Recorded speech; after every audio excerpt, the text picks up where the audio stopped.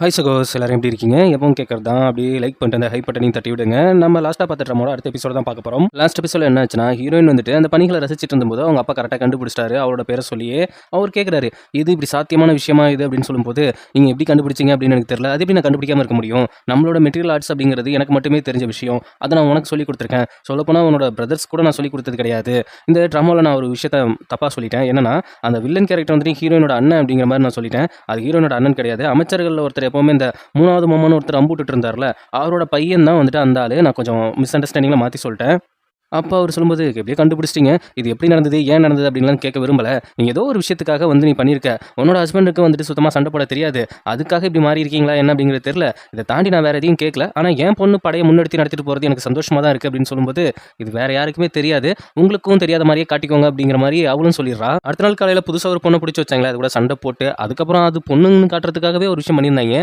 அந்த பொண்ணு கிட்ட போயிட்டு நம்ம ஹீரோயின் பேசுறாங்க. நீ எங்களுக்காக உதவுற அப்படின்னு சொல்லிட்டு ஒரு விஷயம் பண்ணிட்டு இருக்க. தயவுசெய்து இப்பயாவது உண்மையை சொல்றியா அப்படின்னு சொல்லும்போது, என்ன உண்மையை சொல்லணும்? நீ வந்துட்டு எங்களுக்கு உதவ பார்க்கல, எங்களை யூஸ் பண்ணிட்டு அந்த தாதா நாட்டை நீ அழிக்க பார்க்குற, அதுதானே அப்படின்னு சொல்லும்போது, இல்லை அப்படி இல்லை. அப்படி இல்லைன்னா அப்புறம் தாதா நாட்டோட இளவரசிக்கு என்ன மோட்டிவாக இருக்கும் அப்படின்னு சொல்லும்போது, எப்படி கண்டுபிடிச்சேன்? இதை நான் வந்துட்டு இந்த ஜேடை உன்னோட பையில இருந்தால் கண்டுபிடிச்சேன். நீ இங்கேருந்து வரும்பொழுது கூட ஏதோ இன்டென்ஸால் வந்த மாதிரி தான் தெரிஞ்சுது. ஒழுங்காக நீயே உண்மையை சொன்னால் நல்லா இருக்கும் அப்படின்னு சொல்லும்போது, கண்டிப்பாக நீ ஒரு போர் தளபதியாக இருக்க முடியாது. என்னன்னு சொல்லு அப்படிங்கும்போது, உங்கள் நாடு தான் என்னோட அண்ணன் கூட சேர்ந்துக்கிட்டு சதி பண்ணுச்சு, அது வேணாம் அப்படின்னு சொல்லி நான் சண்டை போட்ட போது அவன் என்னை வெளியில் தள்ளிட்டான். மொத்த ஆட்சி அதிகாரத்தையும் அவன் எடுத்துக்கிட்டான். எங்களோட படைத்தளபதியும் யார் கையில் அவங்க பவர் இருக்கோ அவங்களுக்கு கீழே தான் அவங்க வேலை செய்வாங்க. ஸோ மொத்த படையுமே வந்துட்டு இப்படி மாறிடுச்சு அப்படின்னு சொல்லும்போது, எங்கள் நாட்டிலேருந்து உங்களுக்கு உதவி பண்ணாங்களா? என்ன முட்டாள்தனமாக பேசிகிட்டு இருக்க? இது உனக்கு தெரியாமல் இருக்க வாய்ப்பு கிடையாது அப்படிங்கிறது எனக்கு நல்லாவே தெரியும். இப்போதைக்கு நான் இதுதான் சொல்ல முடியும். இதை தாண்டி வேற என்ன நான் எதிர்பார்க்குறேன் அப்படிங்கிற மாதிரி சொல்லும்போது, இங்கே பாரு, நீ எனக்கு உதவுற மாதிரி இருந்ததுன்னா நம்ம 2 நாடும் அதுக்கப்புறம் நட்பு நாடாக இருக்கலாம். உனக்கு ஏற்றது உன்னோட அரியணை, அதை நான் எடுத்து கொடுப்பேன். என்னை நம்புறேன்னா நம்ப அப்படின்னு சொல்லும்போது, கண்டிப்பாக நீ ஒரு படைத்தளபதியாக இருக்க முடியாது அப்படின்னு சொல்கிறப்ப, நான் தான் அந்த நாட்டோட மன்னன். நான் இங்கே வந்துட்டு போர் புரியறதுக்காக வரல, ஒரு சமாதான உடன்படிக்காக தான் வந்திருக்கேன். ஆனால் அதுக்காக எதிரிகளை சும்மா விட்டு போவோம் அப்படின்னு நினைக்கவே நினைக்காத அப்படிங்கிற மாதிரி சொல்லும்போது, சரி அப்படின்ட்டு என்னோட படைத்தளபதிட்ட நானே கூப்பிட்டு போகிறேன் உன்னை, அவங்க கிட்ட பேசி பாரு அப்படிங்கிற மாதிரி அவளும் சொல்கிறா. இந்த விஷயம் வந்துட்டு நம்ம ஹீரோக்கு லெட்டராக போகுது. அங்கே போன உடனே நார்மலாக தான் லெட்டர் படிக்கிறா. ஆனால் பக்கத்தில் இருக்கிற நம்ம ஹீரோட தம்பி, அது எப்படி ஒரு இளவரசி, எப்படி ஒருவேளை அவள் ரொம்ப அழகாக இருந்தால் என்ன பண்ணுறது அப்படின்னு பொசசிவ் கண்டி விட்டுறான். அங்கே பார்த்தா நம்ம தாதாவோட இளவரசி வந்துட்டு அவங்க வந்துட்டு நம்ம ஹீரோயினை வந்துட்டு அவங்களோட படத்தில் விட்ட கூட்டு போகும்போது, உன்னை தான் அடிச்சு விரட்டியாச்சுல, மறுபடியும் எதுக்கு இங்கே வந்துட்டு இருக்க? நீங்கள் எவ்வளோ பெரிய நல்லவர் அப்படிங்கிறது எனக்கு நல்லாவே தெரியும். ஆனால் இப்போ என் அண்ணனுக்கு எதிராக நீங்கள் மாறியே ஆகணும், நம்ம நாட்டோட மக்கள் நல்லதுக்காக அப்படின்னு சொல்கிறப்ப, இப்போ கூட்டு வந்திருக்கியா, அவன் யார் அப்படிங்கிற மாதிரி கேட்கும்போது, நீங்கள் இவ்வளோ நாளாக எதிரின்னு நினச்சி போர் பண்ணிட்டு இருக்கீங்களா, அந்த எதிரி நாட்டோட மன்னன் தான் நான் உங்களுக்கு உறுதி அளிக்கிறேன், நட்பு நாடாக நம்ம இருப்போம், மற்றபடி நான் எந்த ஒரு உயிரையும் கொல்ல நாங்கள் வரல அப்படிங்கிற மாதிரி அவன் சொல்லும்போது, உன்னை நம்பி நான் எப்படி போகிறது? இந்த நாட்டு ராஜாவுக்கு சண்டை போடவே தெரியாது அப்படின்னு சொன்னாங்க அப்படிங்கிற மாதிரி விஷயத்த சொல்ல, உடனே ஒரு அம்பு எடுத்து இதை நீ விட்டு ப்ரூவ் பண்ணு அப்படிங்கிற மாதிரி சொல்லும்போது, ரொம்ப தூரத்தில் இருக்கிற கொரியவே அட்டாக் பண்ணதுக்கு அப்புறம் அந்த ஆளுக்கும் ஒரு நம்பிக்கை வருது. அதனால வந்துட்டு நம்ம ஹீரோட கை கொக்க அவங்களோட படத்தளபதியும் முடிவு பண்ணுறாங்க. நான் எதுக்கும் இப்போ நாட்டுக்கு துரோகம் பண்ணுறாரா அவங்க அண்ணன் அப்படின்னு நான் தெரிஞ்சுக்கிறேன் அப்படிங்கிற விஷயத்துக்காக அந்த படத்தளபதி போகும்போது, அங்கே இருக்கிற ஆள் என்ன பண்ணுறாங்க அப்படின்னா, அதாவது நம்ம இளவரசர் அண்ணன் குடிச்சிட்டு பெண்களோட இருந்துக்கிட்டு நாட்டு மக்களை பற்றி கவலைப்படாமல் இருந்துட்டு இருக்காங்க. அது மட்டும் இல்லாமல் நம்ம ஹீரோட நாட்டில் இருந்துட்டு அமைச்சர் அமைச்சு வச்சாங்கன்ட்டு ஒரு தூதம் வேற வந்திருக்கான். இதுலேயே அந்த படத்தளபதி தெரிஞ்சு போச்சு ஏதோ சதி நடக்குது அப்படின்ட்டு 3 கிராமம் தரதா டீல் பேசுகிறாங்க நம்ம ஹீரோ நாட்டில் இருந்து வந்துட்டு. ஆனால் இதுக்கு பின்னாடி இருக்கிறது வந்துட்டு நம்ம அமைச்சரோட பையன் தான். இதை தெரிஞ்சுக்கிட்டு நம்ம ஹீரோட சேர்ந்துக்கிட்டு இப்போ வந்துட்டு இந்த ஆளை எதிர்த்து டோட்டலாக காலி பண்ணி விடுறாங்க. காலி பண்ணி விட்டது மட்டும் இல்லாமல் அந்த பதவியை வந்துட்டு நம்ம இளவரசி கொடுத்துட்றாங்க, அதாவது தாதா இளவரசி கொடுத்துட்றாங்க. இதுக்கப்புறம் 2 பேருமே நட்பு நாடாக இருக்கலாம் அப்படிங்கிற விஷயத்தையும் சொல்லிடுறாங்க.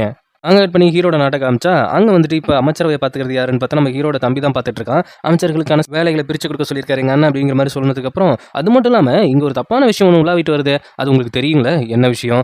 நீங்களும் உங்கள் அண்ணியும் ஏதோ தப்பாக இருக்கிற மாதிரி ஒரு ரூமர் கிளம்பிட்டு வருது. இந்த மாதிரி பேசினா நாக்கை வெட்டிடுவேன். அதை ஞாபகத்தில் வச்சு பேசணும். என் அண்ணன் அங்கே போயிட்டு நம்ம நாட்டுக்காக போர் பண்ணிட்டு இருக்கான். இந்த நேரத்தில் அவங்க எனக்கு ஒரு சில பாடங்கள் கற்றுக் கொடுக்கறதால நீங்கள் இப்படிலாம் தப்பாக பேசக்கூடாது. அது மட்டும் இல்லாமல் நாங்கள் பர்சனலாக இருக்கிற விஷயம் உங்களுக்கு இப்படி தெரியும் அப்படிங்கிற மாதிரி கேட்க, அது முக்கியம் கிடையாது, இது நம்ம நாட்டுக்கு எவ்வளோ பெரிய கேடு தெரியுமா அப்படிங்கிற விஷயத்த சொல்ல, இதில் செம்ம கடுப்பாகி போயிடுறான் நம்ம ஹீரோட தம்பி.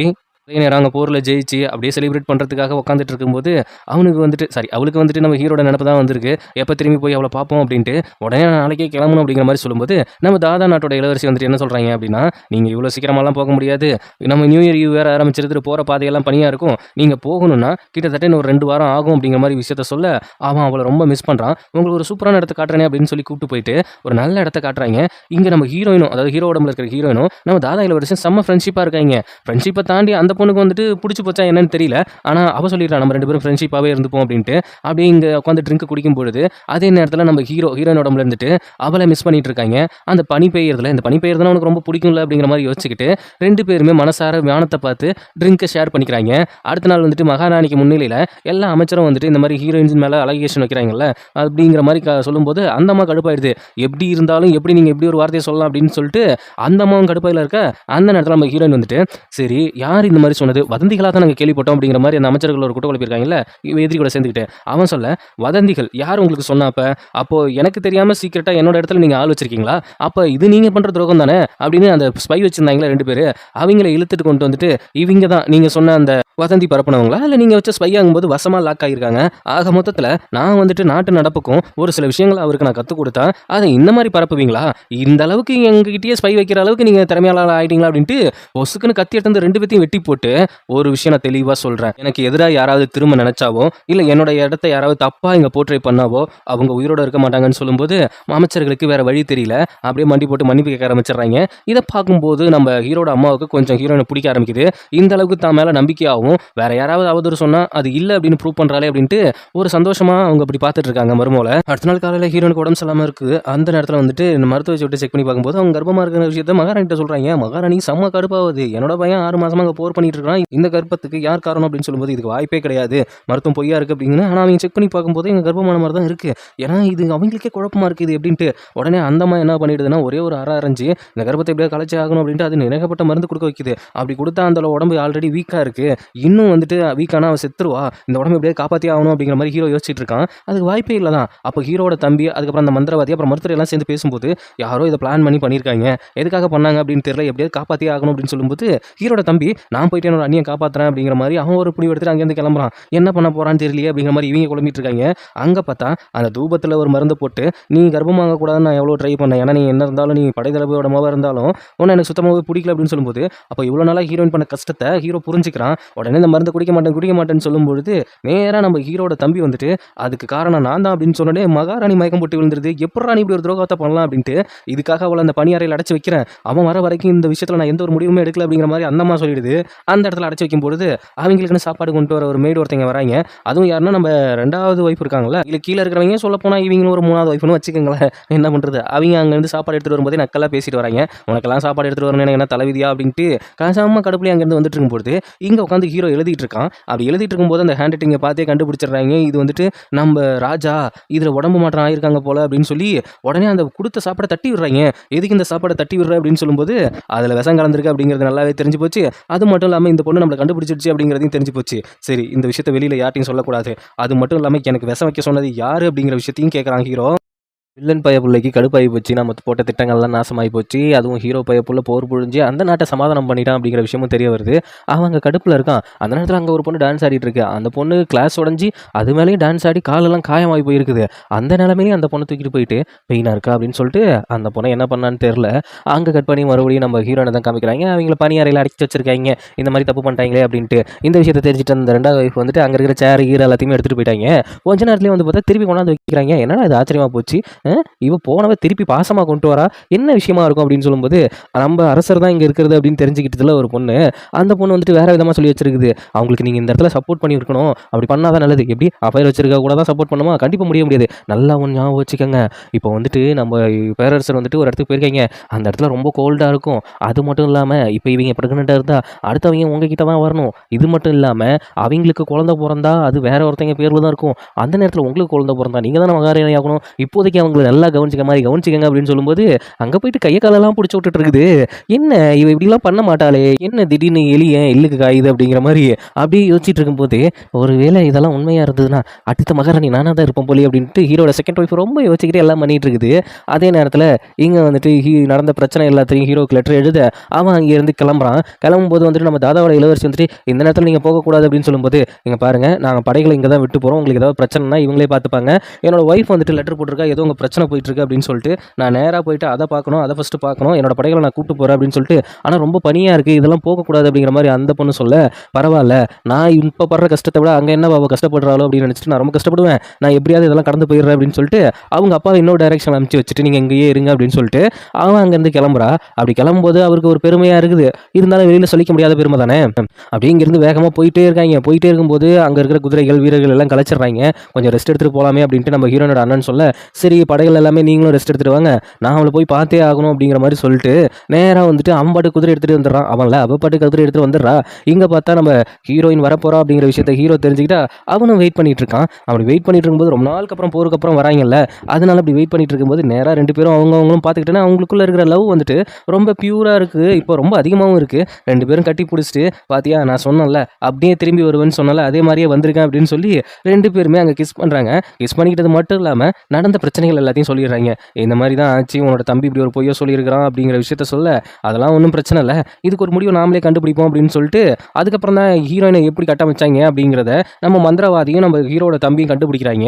கண்டுபிடிச்சது மட்டும் இல்லாமல் நேராக மகாராணிகிட்ட கொண்டு போயிட்டு இதுதான் விஷயம், இந்த மாதிரி பொருளை கிளப்பி விட்டுருக்காங்க, இதுக்கு பின்னாடி இருந்தது அந்த அமைச்சர் தான் அப்படிங்கிற விஷயத்தை அவங்க தெரிஞ்சுக்கிட்டதும் அவங்களுக்கு ஒரு மாதிரி வருத்தமாக போயிடுது. உடனே ஹீரோ என்ன பண்ணுறான்னா, ஹீரோ உடம்புல இருக்கிறவ அவன் என்ன பண்ணுறான்னா எங்கள் மன்னிப்பு கேட்டே ஆகணும் அப்படிங்கிற மாதிரி சொல்ல, நம்ம ஹீரோ உடம்புல இருக்கிற ஹீரோயினும் இந்த விஷயத்த வந்துட்டு ஆமாம் நீங்கள் மன்னிப்பு கேட்டே ஆகணும், என்ன இருந்தாலும் தப்பாக புரிஞ்சிட்டிங்களே அப்படின்னு சொல்லி அங்கே சொல்லும்போது மகாராணி கொஞ்சம் மனசு இறங்கி என்னை மன்னிச்சிரு அப்படிங்கிற மாதிரி அவங்க சாரி கேட்குறாங்க. அதுக்கப்புறம் அமைச்சரவையில் போயிட்டு அந்த தப்பு தெரிஞ்ச அமைச்சரை வந்துட்டு தண்டிக்கணும் அப்படிங்கிற மாதிரி சொல்லும்போது அந்தாலும் எங்கே எஸ்கேப் ஆகிட்டான் அப்படிங்கிற விஷயத்த சொல்கிறாங்க. ஆனால் இதுக்கப்புறம் இந்த மாதிரி வதந்திகள் ஏதாவது பரவச்சு அப்படின்னா யாராவது பரப்புனாலும் அவங்க தலை தனியாக துண்டாக்கப்படும் அப்படிங்கிற மாதிரி மகாராணி ஆர்டர் கொடுத்துருக்காங்க அப்படிங்கிற விஷயத்த சொல்ல அவங்களுக்கெல்லாம் அல்லு இல்லை. ஆக மொத்தத்தில் பக்கா பிளானு. அதுக்கப்புறம் நம்ம தாதா இளவரசி வந்துட்டு நேராக நம்ம ஹீரோவுக்கு லெட்டர் எழுதியிருக்காங்க. அது ஹீரோயின் உடம்புல இருக்கிற ஹீரோக்கு வந்தோடனே எப்படி எப்படி இப்படி ஒரு லெட்டர் உனக்கு எழுதலாம் அப்படின்னு சொல்கிறப்ப என்ன லெட்டர் எழுதியிருக்கா, அப்படி அன்புள்ள அப்படின்னு போட்டு எழுதியிருக்கா, அது எப்படி அன்புள்ளன்னு சொல்ல முடியும், ஏன்னா லூஸா என்ன இருந்தாலும் நான் ஒரு பொண்ணு தானே, என் மேலே இருக்கிறது அவளுக்கு வெறும் ஃப்ரெண்ட்ஷிப் தான் அப்படின்னு சொல்லும்போது, ஆனால் நீ இருக்கிறது என்னோட உடம்புங்கிறத புரிஞ்சுட்டு பேச அப்படிங்கும்போது ஆக மொத்தத்தில் அவள் என்ன மீனிங்கில் எழுதியிருக்காங்கிறதே இப்போ தான் நம்ம ஹீரோயினுக்கே புரியுது.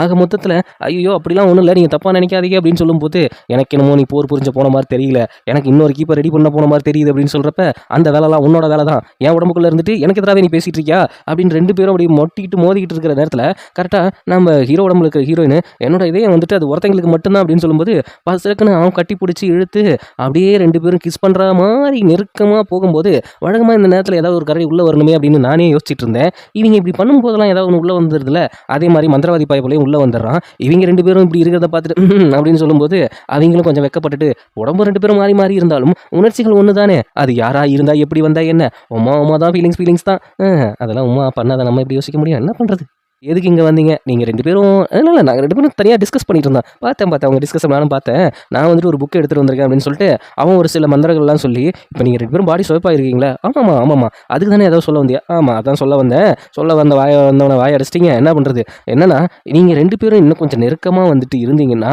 அந்த நேரத்தில் மின்னல் அடிச்சதுன்னா மாற வாய்ப்பு இருக்குது அப்படின்னு சொன்னோன்னே, அதனால் இப்போ என்ன சொல்ல வர, நான் என்ன சொல்ல வரேன்னு உனக்கு புரியலை, கொஞ்ச நேரத்துக்கு முன்னாடி நீங்கள் டீப்பாக சும்மா கொடுக்க போயிட்டு இருந்தீங்கல்ல, அதுவே மனசார நீங்கள் ரெண்டு பேரும் மழை பெய்கிற நேரத்தில் இப்படி இருக்கும்போது அந்த மின்னல் அட்டாக்ல பண்ணிங்கன்னா ஏதாவது சேஞ்சஸ் நடக்கலாம் அப்படிங்கிற மாதிரி விஷயத்த சொல்லும்போது ரெண்டு பேத்துக்கும் வெக்கம் தாங்கலை, கண்ணம் சிவக்குது, கண்ணு வேர்க்குது, என்ன பண்ணுறது.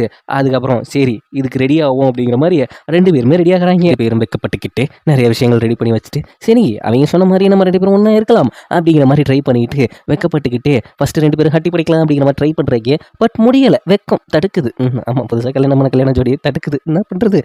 அப்படியே இந்த ரொமான்டிக் சீனை வேறு வச்சிடுறாங்க, எப்படி எக்ஸ்பிளைன் பண்ணுறதுன்னு எனக்கும் ஒன்றும் புரியல, கொஞ்சம் கோச்சிக்காதீங்க. ஹீரோவுக்கு தான் ரொம்ப கூச்ச சுபாவமாச்சே, அவன் தள்ளி விலகி போக அதுக்கப்புறம் அதுக்குன்னு ஏதோ சூப்பெல்லாம் எடுத்து வச்சிருக்கானுங்க. அந்த சூப்பை வந்துட்டு நம்ம ஹீரோ உடம்புல இருக்கிற ஹீரோயின் வந்துட்டு அப்படியே நம்ம ஹீரோயினுக்கு ஊட்டி விடலாம் அப்படின்ட்டு உள்ளே எடுத்துகிட்டு போக அவன் சூப்பெல்லாம் வேணாம் எனக்கு ஒரு வெக்கமாக வருது அப்படின்னு சொல்லும்போது இந்த சூப்பை குடிச்சா அவ்வளோ அருமையாக இருக்குமா, மாட்டு வால் சூப்புன்னு சொல்கிறாங்க அப்படின்னா நீயே குடியா அப்படின்ட்டு நம்ம ஹீரோ உடம்புல இருக்கிற ஹீரோயின் குடிச்சு பார்க்கும்போது காரி துப்புற மாதிரி இருக்குது, ஆனால் என்ன கன்றா வேலை கலக்கி கொடுத்துருக்கீங்க அப்படின்னு சொல்லிட்டு அதுக்கப்புறம் என் செல்லல்ல பட்டுக்குட்டி இல்லை செல்லக்குட்டி இல்லை கோஆப்ரேட் பண்ணுமா அப்படிங்கிற மாதிரி நம்ம ஹீரோ உடம்புல இருந்துட்டு ஹீரோயின்கிட்ட பேசுகிற மாதிரி ஹீரோட்ட பேசும்போது அவன் என்ன பண்ணுறான்னா அவளை ஹீரோயினாவே நினச்சி பார்க்குறான். அப்படியே அது காமெடியாக இருக்குது இப்படிலாம் பேசுகிறத. அவனே சில்லி கேர்ள்னு சொன்னோன்னே யாரை பார்த்தா சில்லி கேர்ள்னு கத்தி எடுத்து கதம் பண்ணிடுவேன். ஏய் நம்ம என்ன பண்ணணும் வந்திருக்கோம், நீ என்ன பண்ணிட்டு இருக்க? ஆமாம்ல ரொமான்டிக்காக பேசணும்ல அப்படின்னு சொல்லிட்டு உடனே அந்த டம்ப்ளிங்ஸ்னு ஒன்று இருக்கும்ல அதை எடுத்து நம்ம ஹீரோ உடம்புல இருக்க ஹீரோயின் சாப்பிடும்பொழுது திடீர்னு என்னாச்சுன்னு தெரியல, அதை சாப்பிட்டு நம்ம உமா கொடுக்கலாம் அப்படின்னு போகும்போது டபுக்குன்னு அவன் மயக்கம் போட்டு விழுந்துடுறான். என்னடா இது அப்படின்னு பார்த்தா இவங்களுக்கு உமா கொடுக்கறதுக்கான ராசியே இல்லை போல. அதுக்கப்புறம் மருத்துவரை வர வச்சு பார்க்கும்பொழுது அங்கே ஏதோ பாய்சன் மிக்ஸ் ஆயிருக்கு, அதுவும் ஸ்லோ பாய்சன் மிக்ஸ் ஆயிருக்கு அப்படிங்கிற விஷயத்த சொல்ல இதுக்கு வாய்ப்பே கிடையாது அப்படிங்கிற மாதிரி ஹீரோயின் ஷாக்காக. அந்த நேரத்தில் மகாராணி ரொம்ப கவலைப்படுறாங்க. என்னோட பிள்ளைக்கு ஏன் இப்படி ஆகுது, ஒவ்வொரு கட்டத்திலையும் ஒவ்வொரு பிரச்சனையாக வந்துட்டு இருக்கு அப்படின்ட்டு ரொம்ப ஃபீல் பண்ணிட்டு இருக்கும்போது இதுக்கு ஏதாவது மாற்று மருந்து இருக்கா, மாற்று மருந்து இது அதுக்கான ஆன்டிடோட் அப்படின்ட்டு கொஞ்சம் தடுமாறிட்டு இருக்கும்போது அங்கே ஒரு பெரியவர் வராரு. அந்த பெரியவர் யாருன்னா அந்த தாடா நாட்டுக்கு இந்த நாட்டுக்கும் முன்னாடி வந்துட்டு இந்த தூது விடுப்புறாவா இருந்திருப்பார் போல. அவருக்கு வந்துட்டு நிறைய மருத்துவம்லாம் தெரியும் அப்படிங்கிற மாதிரி மகாராணி சொல்ல அவர் வந்த உடனே இதுக்கு வந்துட்டு நம்ம ஒரு பூஜை பண்ணணும். எது பூஜை பண்ணணுமா? ஆமாம், அவர் மருத்துவர் மட்டும் இல்லை நல்ல மந்திரவாதி அப்படின்னு சொல்லும்போது இந்த அரண்மனையை சுற்றி தீய சக்திகள் சூழ்ந்திருக்கு, அதனால நாளை காலையில் 9 மணிக்கு பூஜை பண்ணணும். அப்படி பூஜை பண்ணும்போது என் கூட வந்துட்டு இந்த பொண்ணு இருக்கணும் அப்படிங்கிற மாதிரி விஷயத்த சொல்ல இவருக்காக நான் என்ன வேணாலும் பண்ணுவேன் அப்படிங்கிற மாதிரி நம்ம ஹீரோயின் சொல்ல அடுத்த நாள் காலையில் வந்துட்டு கத்தி எடுத்து வானத்தகு பக்கம் காமிச்சிக்கிட்டு ஓம் கிரீம் ஜண்டா அப்படிங்கிற மாதிரி அந்த ஒரு முகமுடியை போட்டு அவன் ஏதோ பண்ணிட்டு இருக்கான். ஹீரோயின் நடுவில் போந்துட்டு இதெல்லாம் பண்ணுனா என்ன நடக்கும், என்னோட கணவரை காப்பாற்றிக்கலாமா அப்படின்னு சொல்லும்போது அங்கே ஒரு குள்ளப்பைய இருந்துக்கிட்டு இங்கே பாருங்க அவர் இப்படி மந்திர விஷயங்கள் பண்ணிட்டு இருக்கும்போது யாருமே எதுவுமே பேசக்கூடாது அப்படிங்கிற மாதிரி சொல்லும்போது சரி இப்போ நம்ம உள்ளே போகலாம், ஒரு கூடாரத்துக்குள்ளே போகலாம் அப்படின்ட்டு அந்த கூடாரத்தில் தான் நம்ம மயக்கமான ஹீரோயின் அதாவது ஹீரோ உடம்பு அங்கே இருக்குது. அதை உடனே இந்த மந்திரவாதி என்ன பண்ணுறான்னா மேலே படிக்கட்டில் ஏறும்போது ஏதோ ஒரு திரவம் மாதிரி ஊற்றுறான், அதுலேருந்து நெருப்பு ரெடியாகி வருது. உள்ளே போனதுக்கப்புறம் நம்ம ஹீரோயின் உடம்புல இருக்க ஹீரோக்கு ஏதோ டவுட் வருது, இது ஒன்றும் சரிப்பட்டு வரலையே, மந்திரம் பண்ணால் எப்படி சரியாகும் அப்படிங்கிற மாதிரி யோசிச்சுட்டு இருக்கிறப்ப அங்கே ஃபுல்லாக நெருப்பு வெளியில் தீ பிடிச்சிட்டு எரிய ஆரம்பிக்குது. என்னோட குரல் மாத்திரதால எனக்கு யாருன்னு தெரியலையாங்கும்போது அந்த அமைச்சர் ஒருத்தர் இருந்தால அவன் தான் இந்த வேலையை பார்த்துட்டு வந்திருக்கான், மூஞ்ச மாற்றிட்டு வந்திருக்கான். அந்த உடனே கத்தி எடுத்து வெட்டலான்னு போகும்போது நம்ம மந்திரவாதி பயப்புள்ளையும் நம்ம தம்பிக்கார பயப்புள்ளையும் அங்கேயே அவன் மந்திரம் போட்டு ஒரு மின்னலை உண்டாக்கி இங்கே அட்டாக் பண்ண இந்த நேரம் தான் கரெக்டான நேரம் போய் 2 பேத்தையும் காப்பாற்று அப்படின்ட்டு அந்த மந்திரவாதி பயப்புல சொல்கிறான். அங்கேருந்து நம்ம ஹீரோட தம்பி ஓடி வரான் காப்பாற்றுறதுக்காக.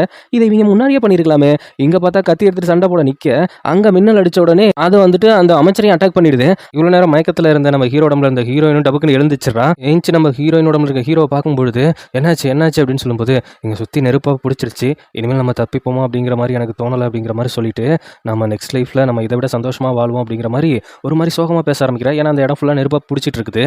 இதோட இந்த எபிசோட் முடியுது. இதுக்கப்புறம் என்ன போகுதுங்கிறத நம்ம அடுத்தடுத்த எபிசோடில் பார்ப்போம்.